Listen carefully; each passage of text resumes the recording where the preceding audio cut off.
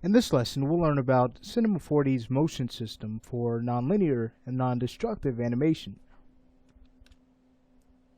Motion is going to give us animation clips to modify the animation non-linearly and non-destructively.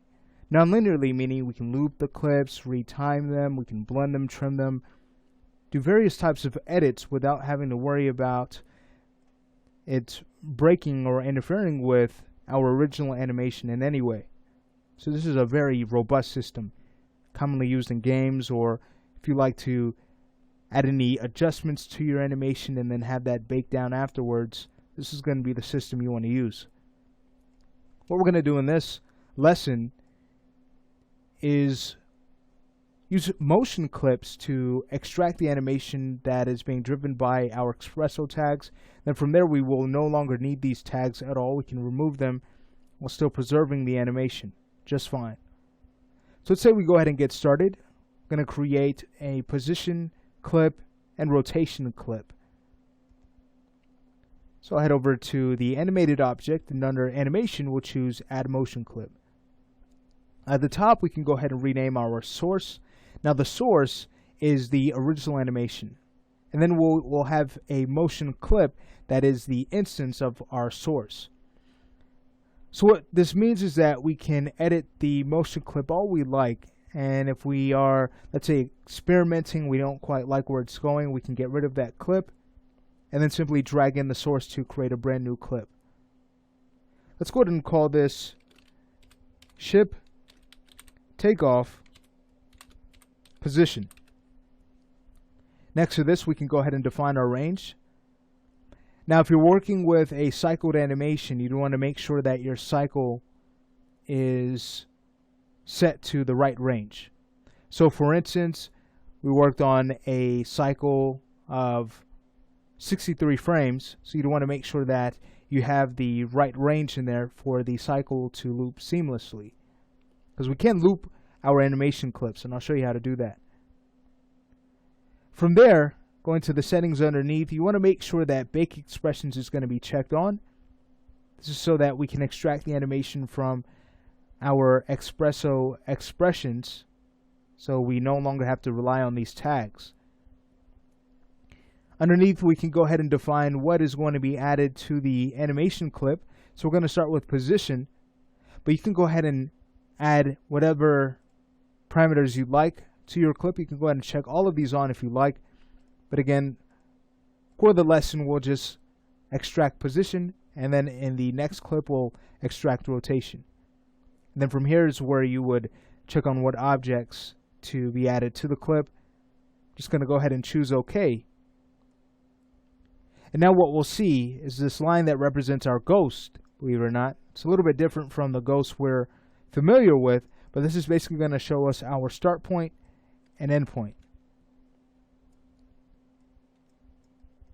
Now where to find the clip, well, that's going to be in the timeline. Let's go ahead and right click and head over to show motions. Alright, so here is our motion clip. To our right in the editor, to our left, here's where we can solo our clips or mute them. Here's where we can set the weight of the clip. So if we didn't want it to play back a full 100%, we can always adjust that. We will be working with this when we blend from one animation to the next in a lesson that will follow this.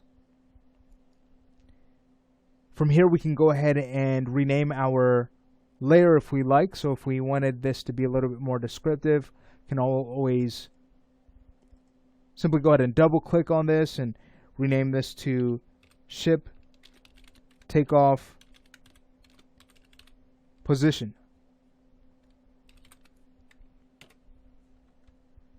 So you have full control over that as well.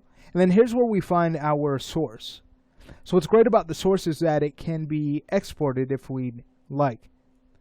Let's go ahead and select our source, right click and choose Save Motion Source As. Simply call this ship takeoff position exp for export. Choose save. So watch what's going to happen if we were to, let's say, delete this source. So with it selected, I'll just simply hit the delete key to remove it. That's going to remove the animation from this clip because it has nothing to derive the animation from. And just to show you that, if we were to, let's say, delete our Espresso tags, I'll just get rid of both. Just to show you this, we're not going to see any motion at all. But we could always right-click, choose Load Motion Source, go back to what we exported, Ship Takeoff Position EXP, choose Open. And now if I were to go ahead and take this clip, remove it, we can go ahead and drag that source into the editor. And now we'll see the position of our ship take off. Alright, I'm going to go ahead and undo just a few times because we need to get our tags back so we can go ahead and create our rotation clip. So let's simply undo back to where we again see our ghost. We have our expression tags back. Alright, so from there it's just a matter of heading back over to animation with our object selected, of course, add motion clip, and this time we'll uncheck position and check rotation and choose OK. Great, so from here we no longer need our Espresso tags. We can go ahead and delete those, and the animation is still preserved. Okay, great. Now just to show you the animation a little bit further, we can go ahead and right click on the clip and actually work with the F-curves of the animation. I'll right click and choose F-curve mode, and here's the animation baked down. See a lot of keyframes here. This is basically baked every frame so we can preserve what we created from our Espresso tags. And these can be edited. Now, good workflow, if you ever plan on editing your keyframes, is to have the clip position at the original time. So, for instance, this animation was from 0 to 90. We can go ahead and reposition this all we want. But if you plan on editing your keys, it's a good idea to have them edited with your clip set to the original time. Reason why is we can go ahead and edit the timing of this clip all we want, but the keys will still be set to the original position. So it might get kind of confusing editing your key on, let's say, frame 30 when the clip itself starts at frame 43.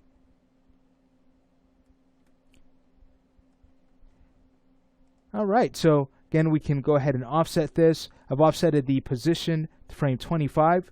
So notice now we're not going to see any positional movement until after that.